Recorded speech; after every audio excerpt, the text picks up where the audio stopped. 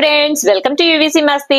అలవైకుంఠపురంలోని బుట్టబొమ్మ song తో choreographer గా మంచి ఫేమస్ అయ్యారు జానీ మాస్టర్. ఆ తర్వాత పుష్పలో శ్రీవల్లి, బీచ్ లో అరబిక్ పాటలతో నేషనల్ వైడ్ గా ఫేమస్ అవ్వడమే కాకుండా రీసెంట్ గా నేషనల్ అవార్డు కూడా గెలుచుకున్నారు జానీ మాస్టర్. కానీ ఇప్పుడు వివాదంలో చిక్కుకుని మీడియాలో హాట్ టాపిక్ గా మారాడు. తన దగ్గర అసిస్టెంట్ గా పనిచేస్తున్న శ్రేష్ఠ అనే అమ్మాయి తనని అత్యాచారం చేసి లైంగికంగా వేధింపులకు గురి చేశాడని పోలీసులకు కంప్లైంట్ ఇచ్చింది. ముంబైలోని ఓ హోటల్లో జానీ మాస్టర్ ఈమెపై అత్యాచారానికి పాల్పడ్డాడని, ఈ విషయం బయటకి పొక్కితే పరిణామాలు తీవ్రంగా ఉంటాయని ఆమెను హెచ్చరించినట్లు పోలీసులు పేర్కొన్నారు. మతం మార్చుకుని తనను పెళ్లి చేసుకోవాలని పలుమార్లు ఆమెను బలవంతం చేసినట్లుగా ఎఫ్ఐఆర్ లో తెలిపారు. తన కోరిక తీర్చుకుంటే ఇండస్ట్రీలో ఒక్క ఆఫర్ కూడా రాకుండా చేస్తానని బెదిరించినట్లుగా బాధితురాలు ఆరోపిస్తుంది. షూటింగ్ జరుగుతున్న సమయంలో నా వ్యాన్ లోకి వచ్చి తన ప్యాంట్ జిప్ తీసి నాపై బలాత్కారం చేయబోతున్నట్లుగా బాధితురాలు పేర్కొంది. తన ఫ్లాట్ కు అర్ధరాత్రులు వచ్చి కోరిక తీర్చమని చాలా సార్లు దాడి చేశాడని ఆరోపించింది. అతని భార్య కూడా తనకి సపోర్ట్ చేస్తూ పక్కనే ఉండి అతని గదిలోకి పంపించేదని,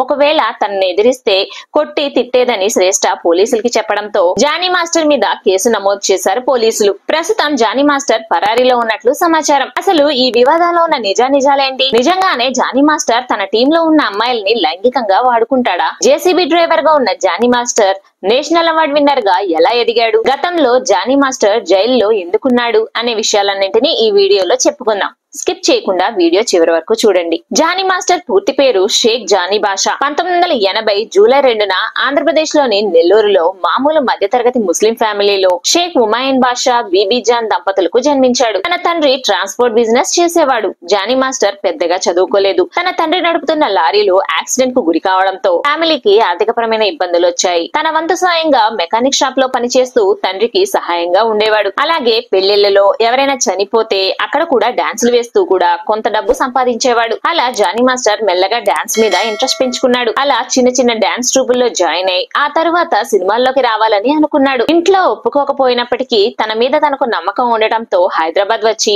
డాన్స్ ని పక్కన పెట్టి యాక్టర్ గా సినిమా ప్రయత్నాలు మొదలు పెట్టాడు. ఎక్కడా అవకాశం దొరకలేదు.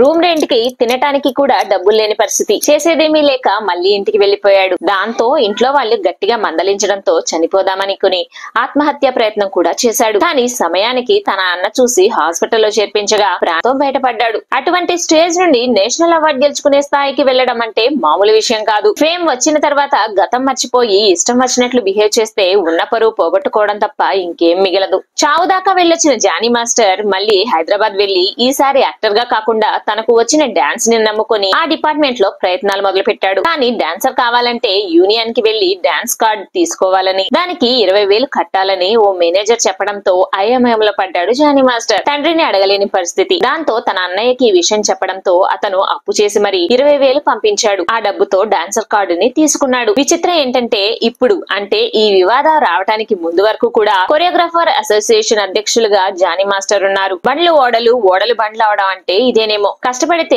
ఏదైనా సాధ్యమవుతుందని నిరూపించిన జానీ మాస్టర్ ఇలాంటి వివాదంలో ఇరుక్కోవడం నిజంగా బాధాకరం. ఇక డాన్సర్ కార్డ్ తీసుకుని బ్యాక్గ్రౌండ్ డాన్సర్ గా చేస్తూ రాకేష్ మాస్టర్ దగ్గర డాన్స్ క్లాసుల్లోకి వెళ్తుండేవాడు. తన టాలెంట్ గమనించిన రాకేష్ మాస్టర్ డి ప్రోగ్రామ్ లో ఓ టీమ్ కి కొరియోగ్రాఫర్ గా ఛాన్స్ ఇప్పించాడు. అక్కడ తన టాలెంట్ ప్రూవ్ చేసుకుని డాన్స్ మాస్టర్ గా మంచి పేరు సంపాదించుకున్నాడు. అలా ఆ షోకి వచ్చిన hero Nithin Jani master talent చూసి తను యాక్ట్ చేయబోయే ద్రోణ మూవీలో జానీకి కొరియోగ్రాఫర్ గా ఛాన్స్ ఇచ్చాడు.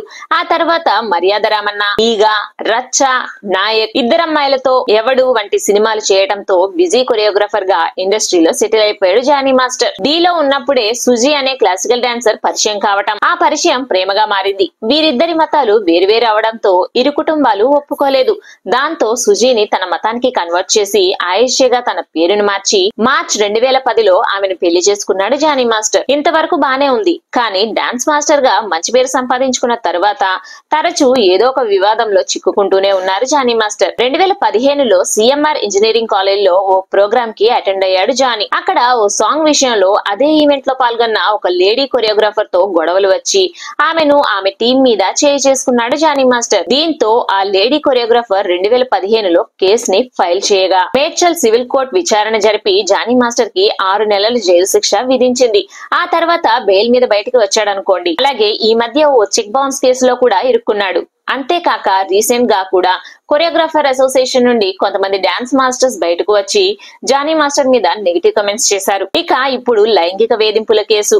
కొరియోగ్రాఫర్ గా మంచి పీక్స్ లో ఉన్న టైంలో ఈ వివాదంలో చిక్కుకోవడం ఎంతవరకు వెళుతుందో ఏమో వేచి చూడాల్సింది. జానీ మాస్టర్ మీద కేసు పెట్టిన శ్రేష్ఠ విషయానికి వస్తే 2019లో ఉత్తరప్రదేశ్ నుండి హైదరాబాద్ కి వచ్చిన శ్రేష్ఠ డాన్స్ మీద ఉన్న మక్కువతో డాన్సర్ గా కార్డ్ ని తీసుకొని ఛాన్స్ల కోసం ట్రై చేసినప్పుడు ఓ టీవీ షోలో ఈమెకి బ్యాక్గ్రౌండ్ డాన్సర్ గా చేసే ఛాన్స్ వచ్చింది. అక్కడ ఆమె టాలెంట్ చూసి ఓ టీమ్ కి కొరియోగ్రాఫర్ గా ఛాన్స్ ఇచ్చారు జానీ మాస్టర్.